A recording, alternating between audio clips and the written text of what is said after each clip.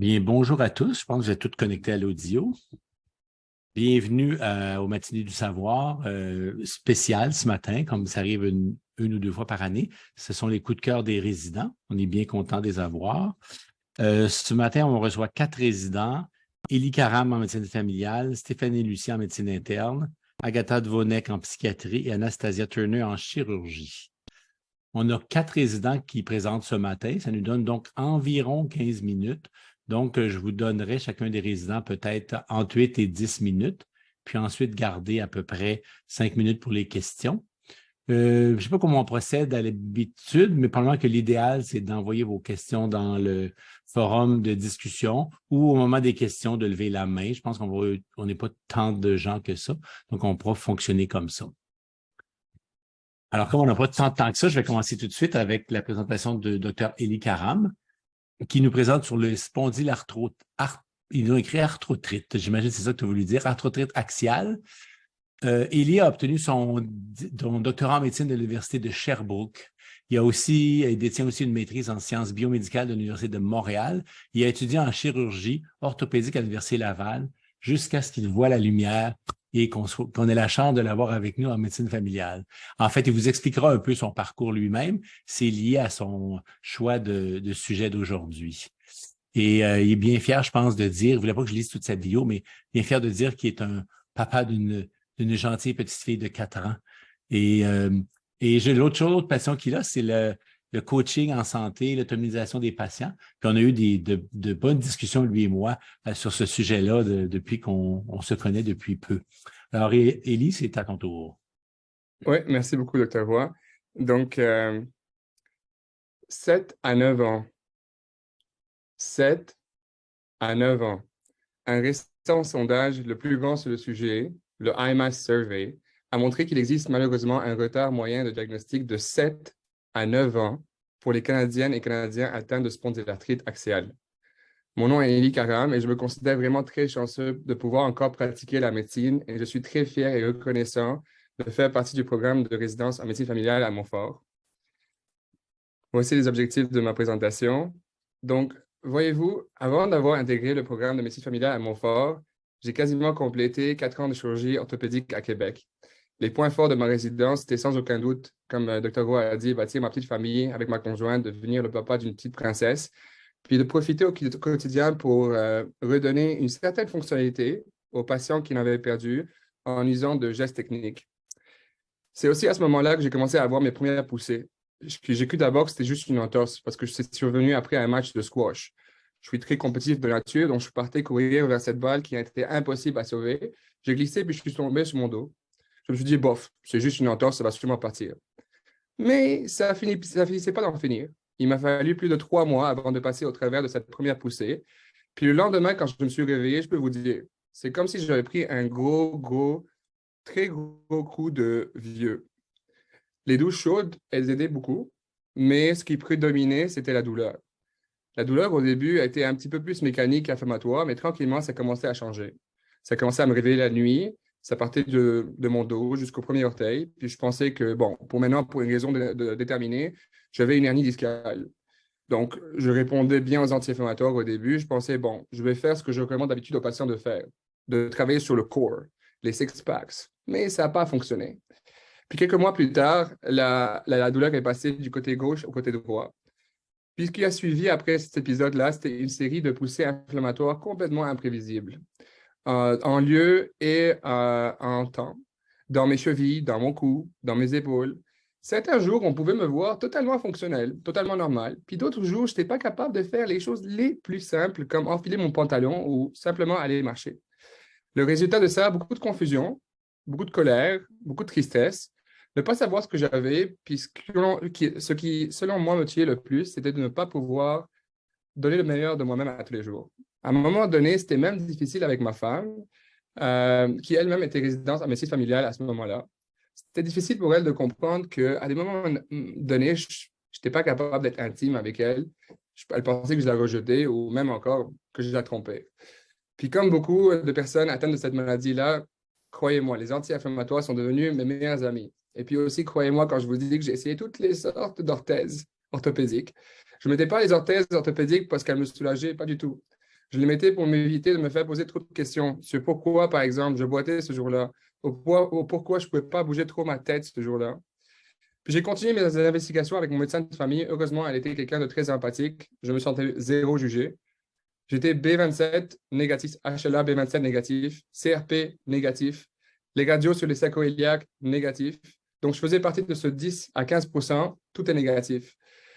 Nous avons finalement suivi l'intuition de ma femme. Heureusement qu'elle avait suivi son cours, son 45 minutes de spondylarthrite axiale durant sa résidence.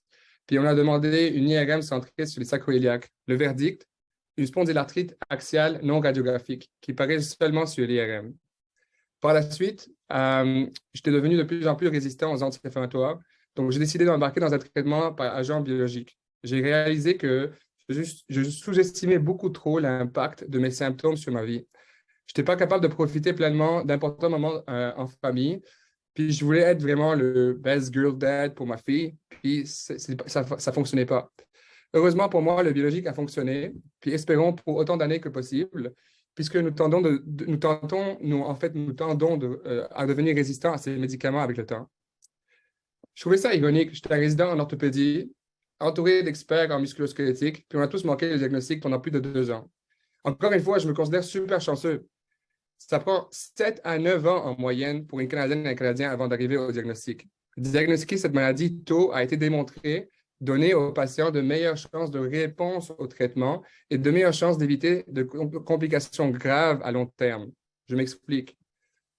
Une revue systématique là-dessus a montré clairement qu'un retard de diagnostic a augmenté les chances de dépression, d'impact psychologique négatif, d'invalidité, d'une diminution de la qualité de vie, puis beaucoup, beaucoup trop d'augmentation de coûts sur le système de santé. Le fardeau de la maladie sur les patients non traités est très, très lourd.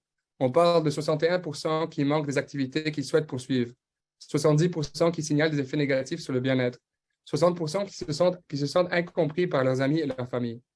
On parle aussi de au moins 50% qui ont mentionné qu'ils avaient des problèmes dans leur relation de couple, 20% qui ont divorcé, 10% qui sont partis en retraite précoce. Quand on parle d'invalidité, pour chaque année de retard de diagnostic, on a une augmentation de 6% du risque d'invalidité. Pour chaque année de retard de diagnostic, on a une augmentation, puis ça, c'est un facteur indépendant associé à une augmentation du risque cardiovasculaire chez ces patients. Puis pour chaque année de retard de diagnostic, on a une diminution de la mobilité spinale. Donc là, on a plus de chances d'ankyloser. Et dans le fond, c'est très important ça, puisque dans le fond, en spondylarthrite axiale, le temps, time is spine. On doit faire mieux que ces 7 à 9 ans. Maintenant, c'est sûr, il y a plusieurs facteurs qui sont responsables de ce délai-là. Certains qui sont contrôlables, d'autres qui ne sont pas contrôlables. Parmi les facteurs contrôlables vient le fait d'y penser dans notre diagnostic différentiel et de demander les bons tests appropriés. On estime qu'en moyenne, 84% des adultes vont souffrir de lombalgie à un moment donné de leur vie. 95% de ces douleurs-là sont des douleurs mécaniques. La seconde cause la plus fréquente de douleurs lombaires, particulièrement chez les patients de moins de 45 ans, c'est la spondylarthrite axiale. On parle d'une prévalence de 1% dans la population canadienne, donc 500 000 Canadiens qui seraient atteints. La moyenne d'âge, 30 ans. Et contrairement à ce qu'on croyait dans le fond, ça atteint de façon égale les hommes et les femmes. Donc, on parle ici de 7 à 9 ans de retard de diagnostic chez une population au pic de leur carrière, puis les femmes au pic de leur âge de procréation. Donc, c'est une maladie auto-immune, comme vous le savez, qui fait partie d'un spectrum de maladies inflammatoires qui inclut l'arthrite psoriasique puis l'arthrite associée à la maladie de Crohn. 5% des patients avec SPA ont une maladie inflammatoire de l'intestin, 10% ont du psoriasis. Maintenant, une fois qu'on aborde un cas de lombalgie, une des clés qui est recommandée après avoir éliminé nos drapeaux rouges, qui sont 1, l'infection, 2, tumeurs, 3, trauma, puis 4, déficits neurologiques aigus, puis des douleurs irradiées qui viennent d'ailleurs. Donc, c'est de classer de façon appropriée la douleur en mécanique et inflammatoire. C'est facile à dire, pas toujours évident. Il y a plusieurs définitions qui ont été données là-dessus. Celle qui a la meilleure sensibilité puis la meilleure spécificité, c'est celle de l'ASAS. Donc, il faut avoir 4 critères de 5. Un âge de début à moins de 40 ans, un début insidieux, une amélioration avec l'exercice, pas d'amélioration avec le repos, puis une douleur de la nuit. Pour mieux retenir ça, on peut utiliser l'acronyme SPINE. Donc, les symptômes qui commencent de façon insidieuse, douleur lombaire, ça s'améliore avec le mouvement, pas avec le repos. Ça survient la nuit, puis ça survient à moins de 40 ans. Par la suite, ce qu'on peut faire, c'est questionner les antécédents familiaux. Ceux qui ont des antécédents familiaux ont au moins 3 à 4 fois plus de chances d'avoir la SPA. Il faut questionner et chercher les signes de psoriasis. Puis là, il ne faut pas oublier de chercher dans les ongles, dans les plis fessiers, dans le scalp. Ça peut être caché.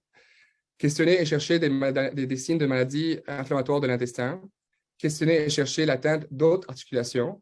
Puis d'anthésite. L'anthésite la plus fréquente pour la SPA, c'est l'anthésite au niveau du tendon d'Achille. 35 à 75% des patients ont une anthésite à ce niveau. Puis finalement, questionner pour les uvéites. 50% des patients avec SPA vont développer une uvéite à un moment donné de leur vie. Une fois qu'on a une suspicion de SPA, les 3 premiers tests à demander, c'est l'HLA B27 qui est positive chez 85% des patients. La CRP, à garder en tête ici qu'une CRP négative n'est pas indicative de l'absence de poussée inflammatoire. Puis, le troisième test, c'est la radio centrée sur les sacroiliacs. Là aussi, gardez en tête que les signes qui apparaissent sur la radio, c'est des signes tardifs. Ça veut dire d'évolution vers la spondylite ankylosante. Idéalement, on ne veut pas avoir de signes à la radio. Et si le test est négatif, le test à demander, c'est l'IRM, pas lombaire, mais centré sur les sacroiliacs. Puis sur la séquence T2 ou STIR, c'est là qu'on va voir un œdème osseux qui va suggérer la spondylarthrite axiale. Donc, pour le diagnostic final, revenir à la définition de l'ASAS, qui nécessite la présence de signes radiologiques de sacroiliite à la radio ou à l'IRM avec un paramètre clinique, soit la présence d'un gène HLA-B27 positif avec 2 paramètres cliniques. Avec ça, je pense qu'on on serait plus confiant de référer à nos rhumatologues, puis je pense qu'eux-mêmes, ils vont être très contents de la qualité de référence. Donc, en résumé, take-home message, si possible, inclure la SPA dans le diagnostic différentiel de lombalgie chez les patients de moins de 45 ans, lombalgie inflammatoire de plus de 3 mois, les tests à demander B27, CRP, radio sur les sacroiliacs, mais surtout IRM.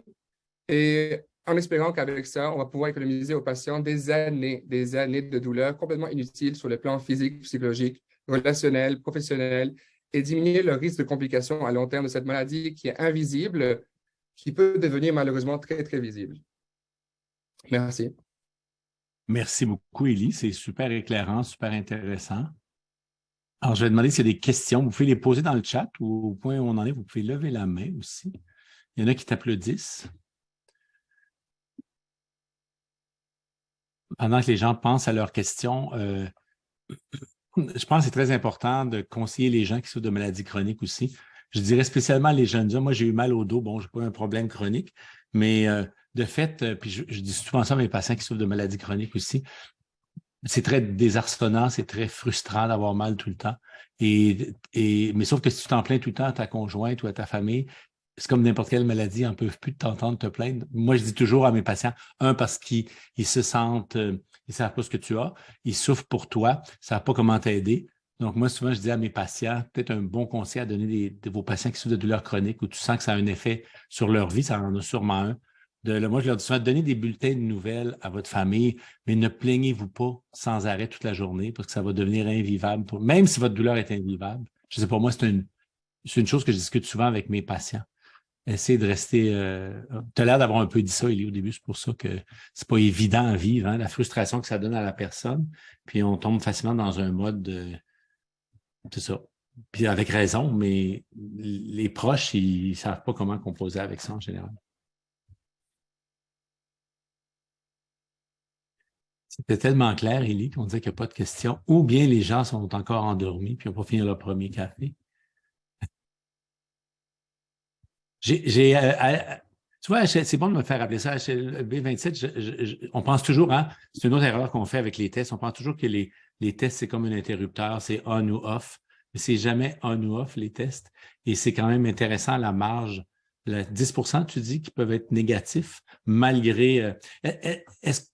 Est-ce qu'on aurait un CRP négatif, un HLB, une sédimentation négative? On peut avoir tout ça négatif? Moi, je l'étais. Moi, j'étais tout OK. négatif. En fait, c'est comme quasiment 10 à 15% des patients qui peuvent être même plus. Puis, dans le fond, le truc, c'est qu'il ne faut pas comme l'éliminer sur la base de tests négatifs. Toujours le Bon, garder en tête.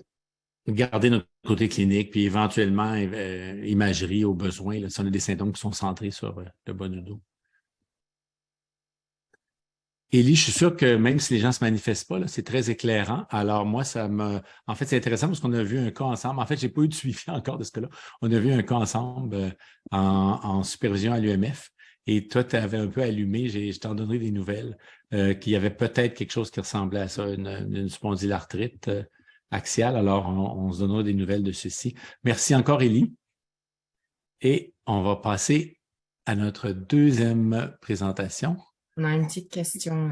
Oui, oui, docteur Théoret. On n'a pas votre microphone ouvert et on ne vous voit pas encore. On a 2 questions dans le chat.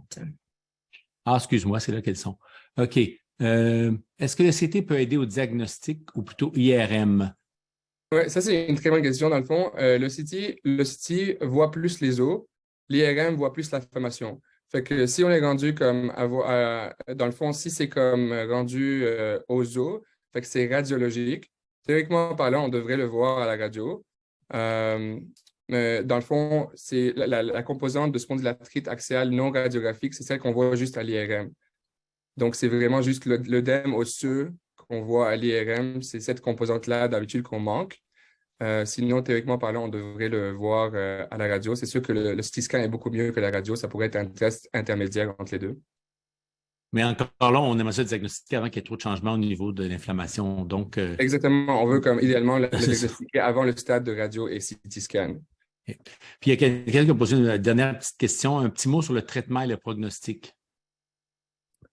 Fait que c'est une maladie qui est complètement imprévisible. Il y a un schéma que je n'ai pas mis, il y a comme un genre de schéma de serpent. On ne sait pas exactement comment ça peut évoluer. Il y a des gens qui répondent très, très bien, puis qui peuvent continuer avec rémission toute leur vie.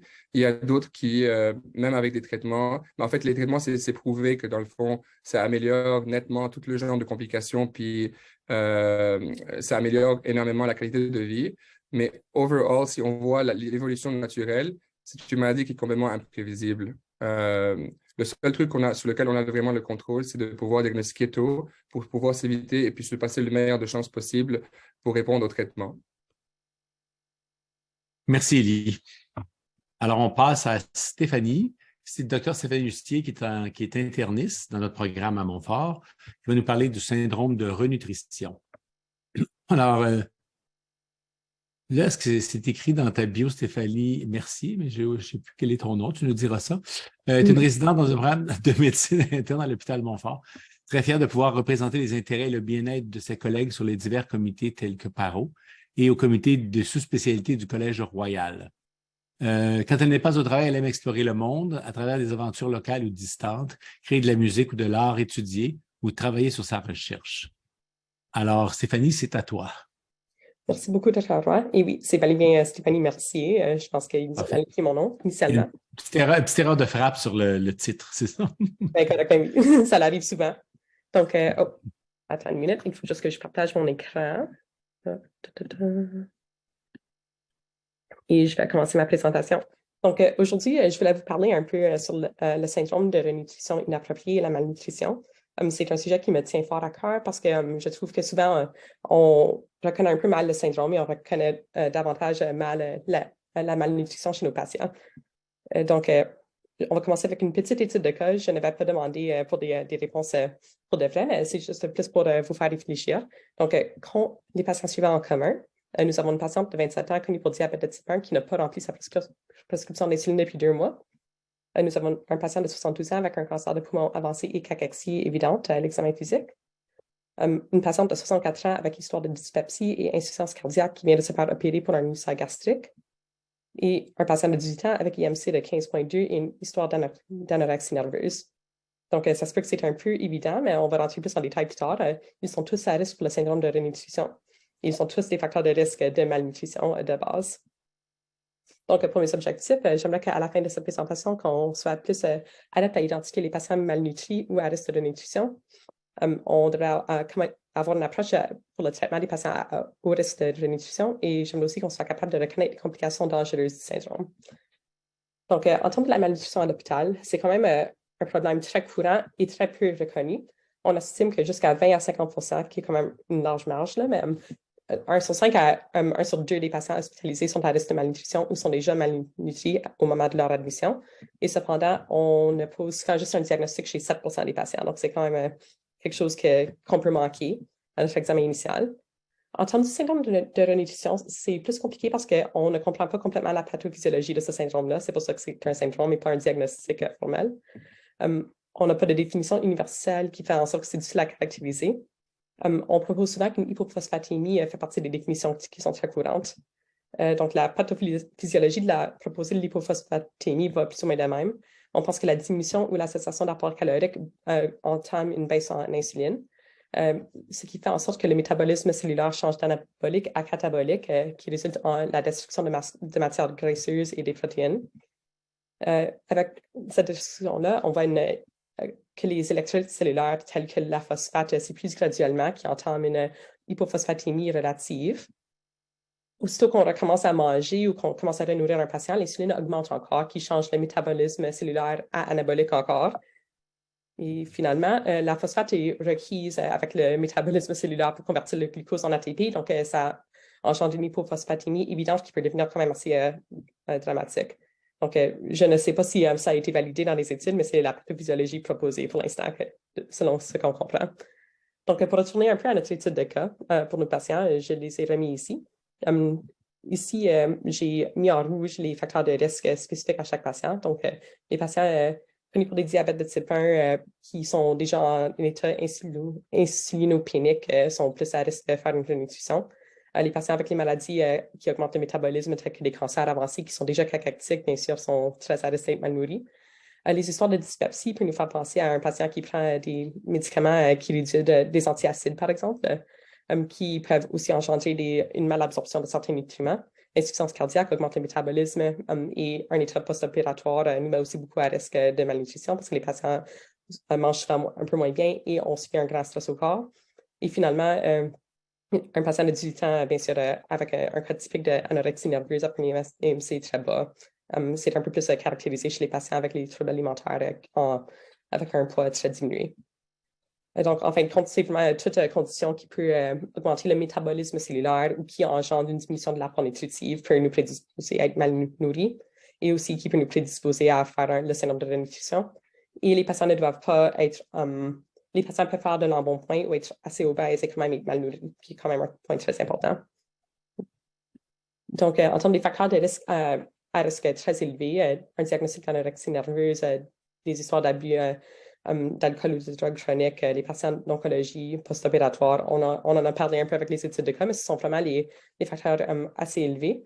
Ce que j'ai trouvé intéressant en faisant la recherche pour cette présentation, c'est que l'utilisation chronique de diurétiques ou d'antacides aussi peut prédisposer les patients à faire le syndrome, principalement parce que ça peut réduire l'absorption de nutriments ou ça peut dépléter nos électrolytes de base dans le cas des diurétiques.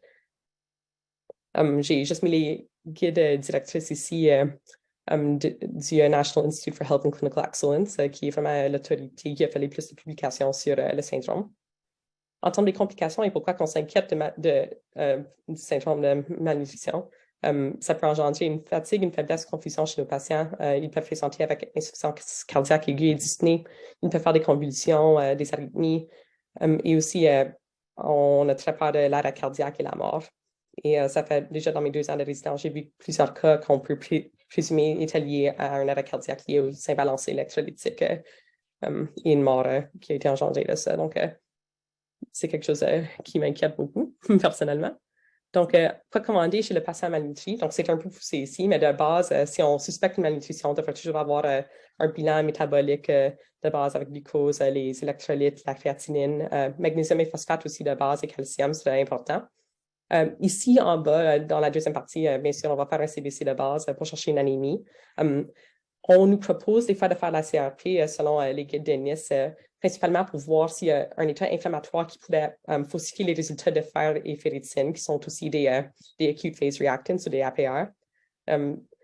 Je n'ai personnellement jamais commandé le zinc ou le cuivre. On fait ça parfois chez les patients qui sont traités en communauté sous traitement de TPN plus ou moins chronique, mais c'est un peu moins applicable à notre population de patients hospitalisés. Donc, quand même un bilan assez complet qui cherche un peu les carences nutritives. Et donc, en termes de comment on traite le syndrome, donc vraiment, on entame quand on décide de renourrir un patient, on entame un support nutritif calorique qui est quand même très bas de base. On nous recommande souvent de l'initier seulement à 5 à 10 kilocalories par kilogramme par jour. Donc, chez un patient qui pèse seulement 40 kg, par exemple, on peut envisager de les donner juste 200 à 400 calories par jour. Donc, c'est quand même très, très, très bas et très lentement. On recommande souvent de titrer lentement juste pour rencontrer l'objectif nutritif et calorique après 4 à 7 jours. Et à ce point-ci, c'est souvent très recommandé d'impliquer notre équipe de nutrition et les diététiciens aussi qui sont vraiment bien formés à estimer les besoins caloriques de nos patients. En termes de statut volémique, on reflète et on moniteur de près. On ne veut pas prédisposer nos patients à faire des insuffisances cardiaques. Donc, il faut aller quand même assez lentement là. Et on recommande souvent de supplémenter avec des vitamines et aussi des électrolytes qui vont être à la prochaine page. Donc, avant et pendant qu'on reinitie un support calorique, on devrait donner de la thiamine, une vitamine B co-strong et aussi une vitamine de formulation complète avec les éléments traces pour couvrir pour le cuivre et le zinc. Et finalement, à moins que les niveaux de base sont déjà élevés, on devrait supplémenter du potassium, phosphate et magnésium. Il y a des recommandations pour combien viser par jour. On ne va pas passer en détail, mais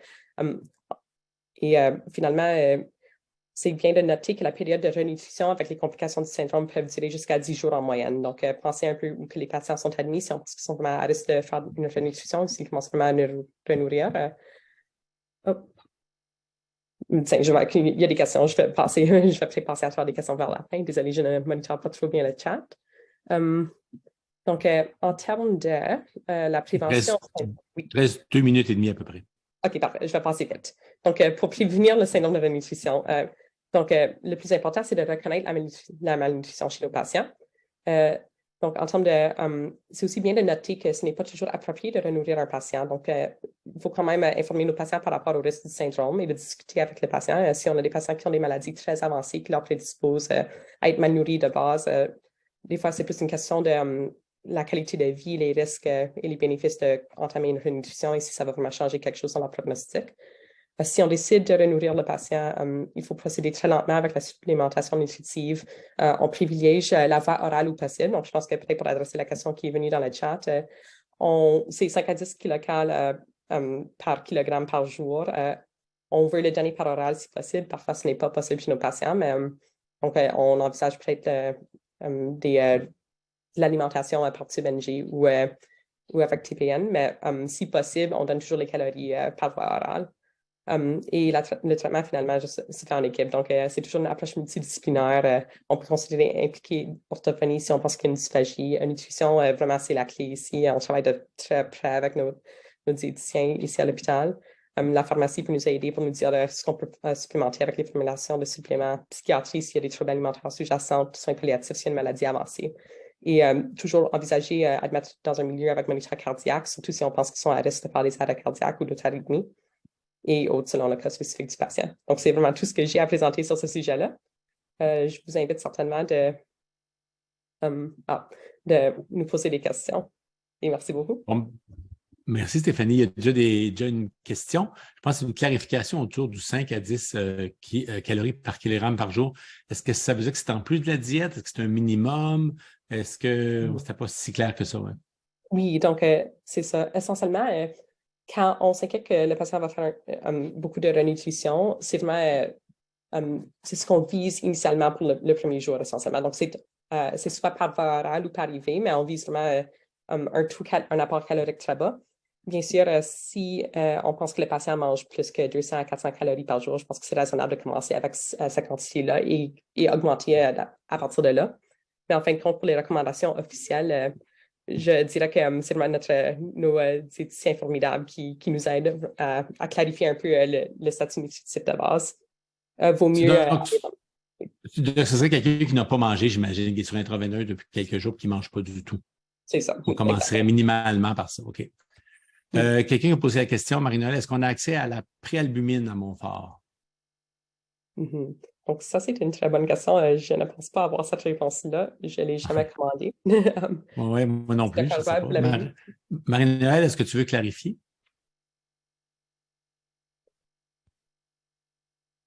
Oui, parce que j'ai travaillé dans un milieu où on avait accès à ça, puis nos diététistes, ils utilisaient beaucoup la préalbumine parce qu'ils disaient que l'albumine n'était pas un bon reflet de la nutrition des patients. Puis sinon, je me demandais si tu avais d'autres, parce que là, tu nous as mis un gros bilan, dont le zinc PQ, que je n'ai jamais demandé non plus à Montfort. Mais je me demandais si on avait d'autres choses à part l'hypophosphatémie, puis pour nous aider un peu à nous orienter là-dedans. Mm-hmm. Non, je dirais que c'est quand même une très bonne question et j'avoue qu'on utilise surtout l'albumine pour approximer un peu le statut nutritif que, comme vous avez mentionné, pas forcément la meilleure option à faire. L'autre chose à noter aussi pour l'hypophosphatémie, c'est que souvent, on voit ça après que le syndrome commence. On ne voit pas souvent une hypophosphatémie évidente chez les patients qui sont à risque. Donc, ouais, comme dans toutes mes lectures, ce qu'on propose vraiment, c'est de plus... L'important, c'est d'être aux aguets pour les patients qui sont à risque de faire le syndrome et d'envisager de supplémenter des électrolytes de base chez les patients, mais je ne sais pas si on a vraiment plus de tests qui peuvent nous guider vraiment dans le diagnostic. Je suis allée cette semaine. Je suis allée cette semaine, puis je vais demander aux nutritionnistes si eux autres qui ont plus accès à d'autres choses que nous autres. Mais habituellement, ils sont assez bonnes, puis ils nous l'auraient dit s'il y avait eu quelque chose de plus. Mais c'est ça. Merci, Stéphanie. Merci. Merci beaucoup, Stéphanie. C'est très intéressant parce que c'est un sujet qui est très, très, très rarement couvert. Donc, on a appris un paquet de choses. Alors, je te remercie énormément. Puis, comme le temps file, je vais passer à la prochaine présentatrice. C'est Agatha Dvonek, qui est résidente en psychiatrie de 4e année déjà. J'ai bien connu Agatha quand elle était en médecine dans ces années. On a fait un paquet de choses ensemble, surtout autour des humanités. Alors, ce que je pourrais dire qui n'est pas dans ta bio, c'est que tu es une artiste. Tu as fait des études de médecine à Ottawa, au volet francophone. Tu as appliqué en psychiatrie à Montfort et lors de ta résidence, tu as eu l'occasion de commencer ta petite famille. Tu comptes poursuivre un fellowship en déficience intellectuelle et troubles de développement chez les adultes. Alors, le titre de la présentation, je ne suis pas sûr que je l'ai. Alors, on va te laisser présenter ta présentation et la faire. Tu as 10 minutes, puis après, il y a des questions. Parfait. Donc, j'avoue que j'ai jamais fait une présentation de 10 minutes sur un sujet qui est tellement évident. Donc, Dr. Roy, rappelez-moi là, les minutes. OK, oui. Donc, la présentation, c'est sur le sommeil. C'est sur l'importance du sommeil en psychiatrie et j'espère que ça va être applicable à toutes les autres spécialités qui se sont représentées aujourd'hui. Les objectifs, pardon, je ne vois pas mon écran. Les objectifs, c'est de comprendre le rythme circadien, d'apprécier l'importance du sommeil, la distinction entre le non-REM et le REM, et surtout d'apprécier les effets néfastes secondaires du manque du sommeil, les impacts sur la santé mentale et la santé physique. Puis on va faire un petit mise à jour sur les médicaments. L'année passée, j'ai lu ce livre. Je le recommande fortement pour ceux qui sont intéressés sur apprendre plus sur le sommeil ou si vous trouvez la présentation intéressante. Donc, puisque j'ai encore votre attention, rappelez-vous juste de cette diapo. Moins de 6 heures de sommeil par nuit, c'est très mauvais. N'importe quoi entre 6 heures et 8 heures, ce n'est pas assez. Et 8 heures ou plus, c'est idéal, c'est bien. C'est ce qu'il nous faut comme humains. Et si vous pensez que vous êtes une créature extraordinaire qui peut fonctionner sans problème avec 6 heures du sommeil, je vous dirais que vous vous trompez sans doute parce qu'il y a juste une mutation génétique qui est très, très rare. Vous avez plus de chances d'être frappé par le lightning dehors que d'avoir cette mutation. Donc, la réponse la plus probable, c'est que vous êtes privé du sommeil. Le rythme circadien est contrôlé par le noyau suprachiasmique. C'est comme un chronomètre intrinsèque qui entraîne l'éveil. Donc, en anglais, on appelle ça le wake drive. Et c'est pas un mécanisme qui contrôle le sommeil, c'est vraiment l'éveil. Il se base sur des repères externes, tels que la lumière, mais les études ont démontré que même dans le noir, on va maintenir quand même notre rythme circadien, qui est environ 24 heures et 15 minutes en moyenne, mais qui peut être aussi long que 26 heures. Donc, les deux facteurs qui régulent le sommeil, c'est le processus C, pardon, la slide est en anglais. Process C, ça c'est le wake drive, donc ça c'est notre rythme circadien qui est fixe. Et le processus S, ça c'est notre sleep drive. Donc le processus S, c'est médié par l'accumulation d'adénosine, qui est un produit métabolique de notre métabolisme qui s'accumule le long de la journée. Donc au moment où la distance entre le processus C et le processus S est la plus petite, ça c'est notre plus grand envie d'être éveillé. Au moment où cette distance s'agrandit, c'est là où on a le goût de dormir. Et je vais vous montrer qu'est-ce qui arrive si on manque une nuit de sommeil. Donc, comme vous voyez, j'ai pas accès à mon curseur malheureusement, mais quand vous avez le strong urge to sleep, donc le premier moment, par exemple, à 10 heures du soir, quand on est de garde, on a vraiment envie de dormir, mais on continue à travailler. Rendu 7-8 heures, la distance diminue. Donc, l'envie de dormir devient plus petit et vers la fin de la journée, encore, on a un gros envie de dormir. Donc, brièvement, la différence entre le sommeil REM et non-REM. Dans le premier cadre, vous voyez l'état réveillé. Donc, sur le EG, on a des waves qui démontrent les activités dans le cerveau. L'EMG, on est actif, on n'est pas paralysé.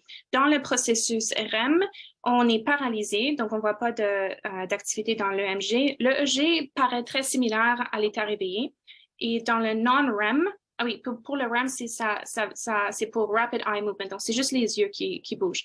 Pour la dernière case, c'est dans le sleep non-REM, on n'a pas de paralysie et les vagues de notre EEG sont un peu différentes.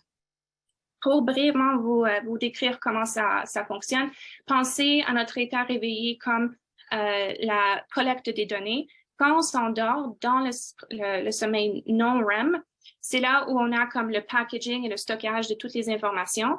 Puis dans la phase REM, c'est là où on peut intégrer les informations, on peut faire des rêves. Et malheureusement, j'ai pas assez de temps de parler des rêves, mais c'est un processus qui est très, très, très important pour les humains. Voici un petit peu l'architecture du sommeil pendant la nuit. Donc, comme vous voyez, au début, les phases non-REM 3 et 4, ça c'est considéré comme le sommeil profond, sont très intenses au début de la nuit. Et quand la nuit progresse, on voit que le montant de REM commence à augmenter. Donc, vers la fin de la nuit, le matin, c'est là où on a plus tendance à faire des rêves. Je n'ai pas assez de temps de parler de l'évolution, mais si vous avez des questions, je vous encourage de les poser à la fin de la présentation. Donc, le ratio entre le sommeil non-REM et REM, ça évolue à travers la vie. Au début, quand on est né, à 6 mois environ, on a 50% du non-REM et REM. À 1 an, c'est là où le noyau suprachiasmique se développe. Donc, c'est là que les parents voient qu'un enfant peut enfin faire une nuit si on est chanceux. À l'âge de 5 ans, ça évolue et finalement, ça finit par à peu près 20% REM et 80% non-REM chez l'âge adulte. Malheureusement, à partir de 40 ans, on voit une diminution du sommeil profond. Donc, ça, c'est les stages non-REM 3 et 4. Et vous voyez ça ici. Donc, en haut, c'est un adulte en santé. Au début, on voit qu'il y a plusieurs phases de N3, N4, tandis que dans l'âge plus avancé, on a moins de sommeil profond. Et ça, c'est super important. Je vous expliquerai brièvement pourquoi. Rappelez-vous seulement que peu importe l'âge, l'humain a toujours besoin au moins 8 heures de sommeil. On pense souvent que les personnes âgées dorment moins. Ça, c'est faux. Il y a des raisons pour lesquelles ils dorment moins, mais ils ont quand même besoin de 8 heures de sommeil. Donc, un manque de sommeil est défini par moins de 8 heures. Et les études ont démontré que même à partir de 7 heures de sommeil juste par nuit, il y a déjà des effets qui sont mesurables, qui sont néfastes pour notre santé. Donc, le sommeil, c'est comme un système de santé gratuit dans notre cerveau. Ça a une grosse implication dans la mémoire, donc pour créer des mémoires et en même temps pour oublier des faits. C'est important pour la régulation des émotions, c'est important pour le système cardiovasculaire, le métabolisme, la santé reproductive et le système immunitaire. Je mets un petit astérix ici et pour vous montrer, pour me faire penser aux chirurgiens dans la photo, parce que je sais qu'on a des chirurgiens parmi nous. Post-opératoire, c'est super important qu'un patient dorme assez afin de promouvoir la guérison des plaies et du corps secondaire au stress de la chirurgie. Et la santé OMS, the World Health Organization, ainsi qu'il y a comme un grand institut de cancer international, ils ont classifié la privation du sommeil comme un carcinogène. Donc, toutes les personnes qui font le shift work, qui ont une dysrégulation dans le système circadien, malheureusement, ils sont plus propices à développer des cancers plus tard. Et bien sûr, mort de fatigue derrière le volant. La privation du sommeil peut affecter notre capacité de conduire. Donc, des exemples cliniques plus pratiques pour nous. J'aimerais vous démontrer que la schizophrénie, par exemple, la schizophrénie avec un début précoce, c'est-à-dire elle commence avant l'âge de 18 ans, on peut observer une réduction de 2 à 3 fois du sommeil non REM profond déjà.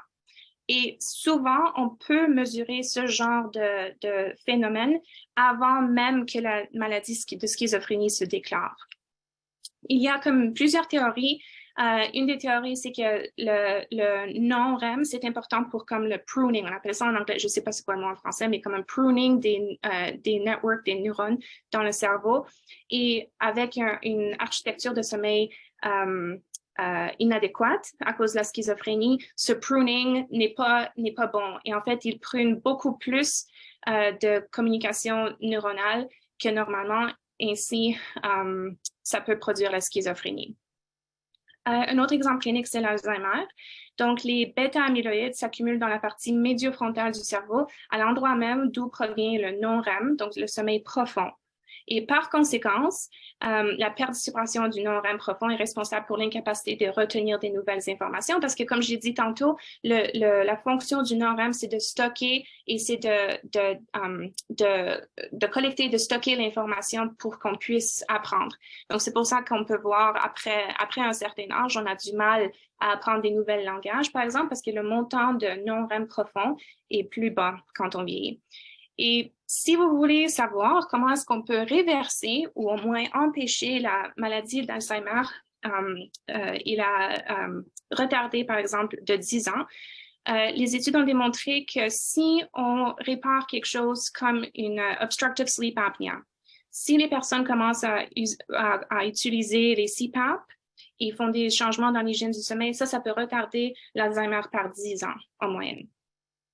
Un autre exemple, c'est le PTSD, qui est classifié avec des rêves récurrents, des traumatismes et des flashbacks. Les études ont démontré que le niveau de norépinéphrine au niveau du cerveau est très élevé pendant la phase REM du soleil. Donc, le prazosin, qui a été en fait inventé par hasard pour la tension artérielle, diminue le montant de norépinéphrine dans le cerveau, ainsi permettant au cerveau de passer par les rêves sans réveiller la personne. Un autre exemple, c'est le delirium tremens. Souvent, les gens vont nous dire qu'ils boivent afin de mieux dormir. Ça, c'est faux.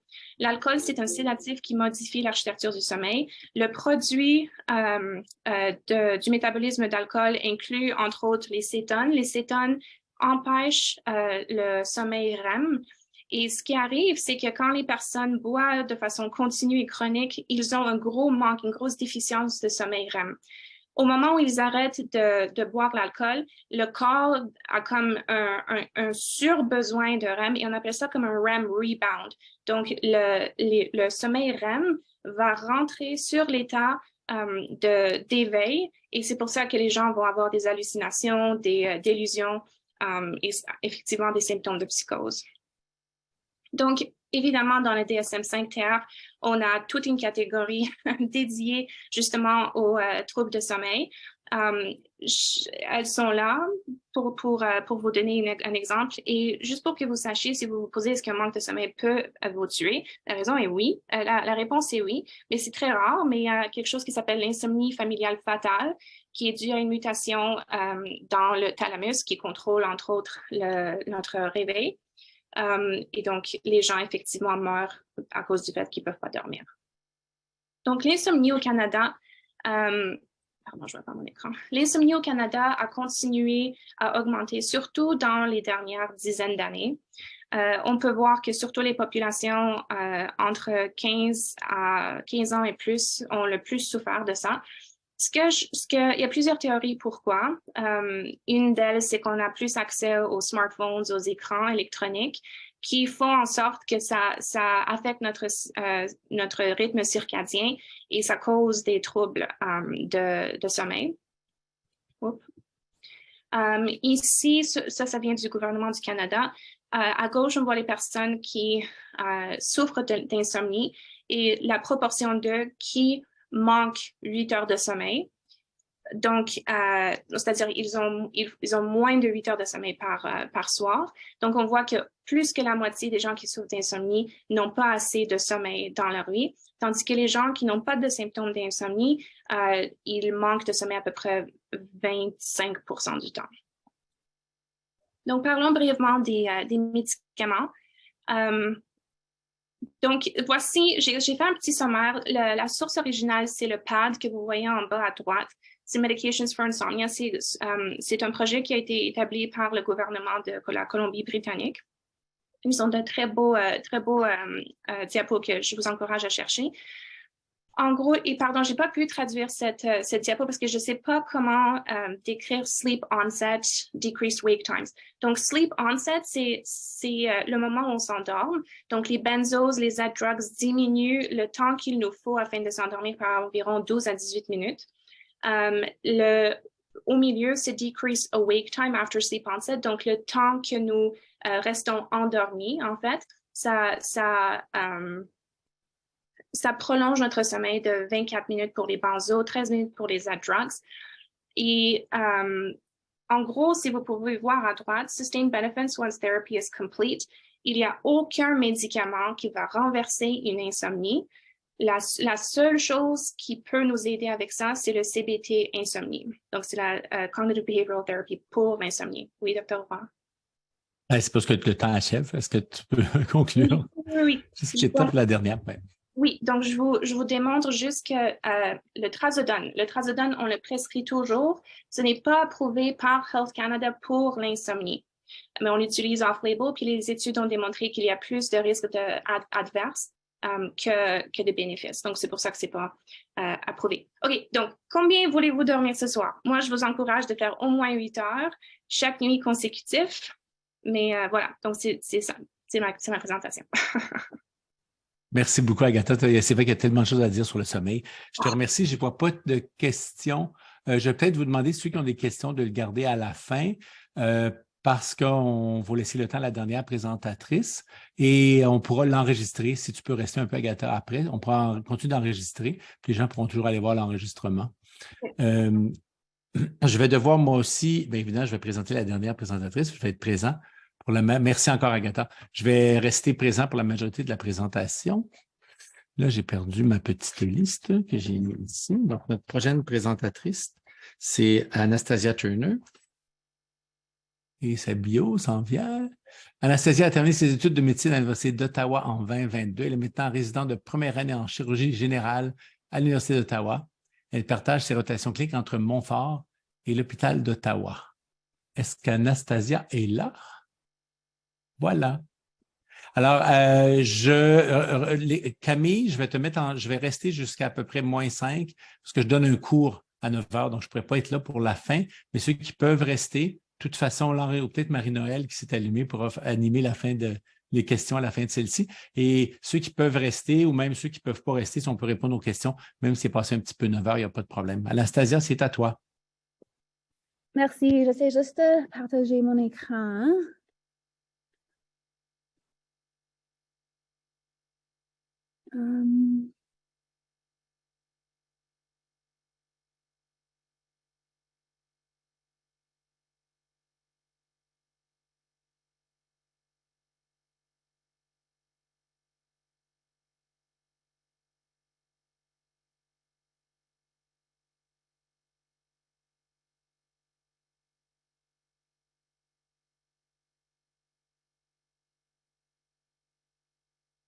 Bon, ça ne fonctionne pas.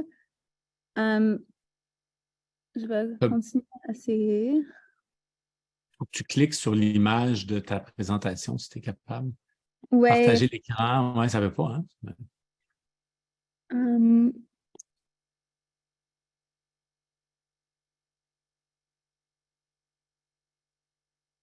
Est-ce que Camille a la présentation par hasard?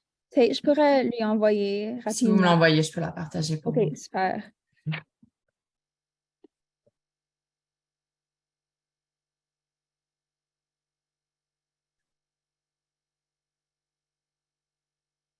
Je vais en profiter pour faire une annonce paroissiale. Les inscriptions pour les Journées Montfort sont en cours actuellement. Le site, c'est jmuottawa.ca. On a un super beau programme encore, puis dont Jean qui nous fait une section sur l'éthique. Et puis donc, c'est le 20 et 21 avril. C'est une version encore virtuelle. On espère que c'est la dernière et que l'année prochaine, on pourra tous vous voir en présentiel. On va faire ça au centre de conférence comme on faisait habituellement avant la pandémie, avant le grand dérangement. Puis donc, on espère que... En tout cas, venez voir au moins le programme. On a toutes sortes de monde, toutes sortes de choses qui se passent. On a toujours la journée éthique, la journée pédagogique. Il y a une section pour ceux qui aiment la recherche un peu plus aussi. Donc, les résidents vont présenter aussi leur projet de recherche. Donc, on a un peu de tout pour tout le monde. OK, merci beaucoup d'avoir partagé la présentation, Camille. Oui, donc moi, je voulais présenter sur la diverticulite parce que je trouve que c'est un sujet qui atteint la chirurgie générale, mais aussi on le voit souvent en médecine familiale et en urgence. On peut aller, oui, merci. Donc, la diverticulite, c'est quoi? Les diverticules sont des protrusions anormales dans la paroi du côlon. Et par définition, la diverticulite, c'est la micro-perforation de ces diverticules. Donc, on sait toujours qu'il y a un petit trou qui se passe, qui est central au processus inflammatoire. On ne connaît pas encore exactement la pathophysiologie derrière ça, c'est-à-dire qu'on ne sait pas ce qui cause ces micro-perforations, mais on sait que c'est ça qui se passe. Et ça affecte principalement le côlon sigmoïde. Dans les pays occidentaux, c'est pas mal commun d'avoir des diverticules qui sont présents. On sait que ça augmente avec l'âge. Donc, dans les gens âgés de 60 ans et plus, 40% vont avoir des diverticules dans leur côlon. Et ceux âgés de 80 ans et plus de 60% d'entre eux vont en avoir. De ces gens-là qui ont des diverticules, 95% vont développer la diverticulite, donc c'est micro-perforations. Et d'entre eux, 400 vont mourir au Canada par année à cause de ça. C'est moins commun dans les pays asiatiques, donc seulement une prévalence de 13 à 25%. Et dans les pays asiatiques, la diverticulite atteint plus souvent le côlon droit plutôt que le côlon sigmoïde. Encore une fois, on ne sait pas exactement pourquoi, mais on pense que c'est plutôt des diverticules congénitales qui sont affectés plutôt que les diverticules qui développent avec l'âge, comme dans les pays occidentaux. Pour les facteurs de risque pour la diverticulite, on sait que l'âge augmente le risque, l'obésité, le tabagisme, l'inactivité physique, les médicaments qui rendent la paroi intestinale plus faible, comme les stéroïdes, la chimio. Avant, on pensait que la diverticulite était causée par des noix, des grains ou du maïs soufflé qui venaient bloquer la lumière des diverticules. Mais maintenant, on sait en fait que ces aliments-là sont en fait protectrices parce qu'ils sont hauts en fibres. Et une diète qui est haut en fibres alimentaires protège contre le développement de la diverticulite. On divise la diverticulite en présentation compliquée ou non compliquée. Une présentation non compliquée, c'est quand on a seulement cette micro-perforation dont on a parlé. Donc, ça présente avec la douleur au cadran inférieur gauche et c'est le côlon sigmoïde qui est affecté. Et on peut aussi voir des nausées, vomissements, des changements de sel, soit la diarrhée ou la constipation, puis des fièvres chez les patients. Pour la diverticulite compliquée, on a quelque chose d'autre qui se passe, donc soit le développement d'un abcès, d'une fissure, de l'obstruction, d'une fracture ou bien d'une perforation libre où on a du fluide ou de l'air libre à travers l'abdomen. Et chacun de ces complications-là vont avoir leurs symptômes spécifiques. Par exemple, pour les fistules colovésicales, on voit souvent ça chez les hommes ou chez les femmes qui ont déjà eu une hystérectomie. Eux, ils vont présenter avec la pneumaturie ou la fécalurie, donc soit l'air ou des sels dans l'urine. Et les fistules colovaginales, on voit aussi souvent ça chez les femmes qui ont eu des hystérectomies. On voit des écoulements vaginaux qui ont des sels là-dedans. Bien sûr, on va faire tout notre work-up quand quelqu'un présente avec cette présentation. Donc, on va voir comme par exemple une leucocytose dans les comptes sanguins. Mais vraiment, le gold standard pour diagnostiquer la diverticulite, c'est le CT scan. On fait souvent seulement avec la contraste IV, donc on n'a habituellement pas besoin de contraste PO ou rectal. Et ce qu'on peut voir, c'est vraiment les trouvailles d'inflammation. Donc, on peut voir que la paroi intestinale commence à s'épaissir, comme, je ne sais pas si vous pouvez voir, mais l'image en haut à droite, on peut voir que la paroi du côlon sigmoïde est très épaissie. On peut voir le fat stranding, donc les tissus graisseux autour du côlon ont l'air inflammés. Et bien sûr, on peut voir aussi les complications. Donc, s'il y a un abcès, on peut voir ça, on peut voir des fistules, des strictures, etc. Quand quelqu'un présente avec la diverticulite, on peut le classifier. La classification qui est le plus souvent utilisée, c'est la classification Hinchey, qui va de 1 à 4. 1, c'est quand on a une inflammation qui est vraiment localisée, donc un abcès juste à côté du côlon qui est affecté. 2, c'est quand il y a un abcès qui est plus distant, donc qui est dans le pelvis ou dans le rétropéritoine. Et 3 et 4, c'est quand il y a une péritonite qui est soit purulente ou féculente. Et ça, on peut seulement voir dans la salle d'op. On ne peut pas différencier entre ça avec un CT scan. Donc, habituellement, pour le traitement de la diverticulite non compliquée, donc quand on a quelqu'un qui présente seulement avec cette micro-perforation sans complications, habituellement, c'est quelque chose qui peut être traité comme outpatient. Bien sûr, s'il y a des gens qui sont immunosupprimés, s'ils ont un échec de traitement à la maison, s'ils ont une douleur qui ne peut pas être contrôlée à la maison, on va les admettre. Et le traitement classique, l'enseignement classique, c'est de donner des antibiotiques. Il y a en fait plusieurs études qui ont été faites dans les dernières dizaines d'années qui démontrent que les antibiotiques sont peut-être pas nécessaires pour traiter ça. Donc, j'ai juste mis des exemples de 2 RCTs qui ont été faits qui comparent l'utilisation d'antibiotiques versus aucun antibiotique pour le traitement de la diverticulite non compliquée, qui ont montré vraiment aucune différence significative en termes de complications, récidives, durée d'admission ou réadmission des patients. Donc, ceci commence à être répété dans les lignes directrices. Donc, maintenant, les lignes directrices du American Society of Colon and Rectal Surgeons nous disent que les antibiotiques n'ont pas besoin d'être utilisés dans des patients comme select, mais ils ne nous disent pas c'est quoi la définition de ces patients-là. Donc, c'est vraiment une décision clinique.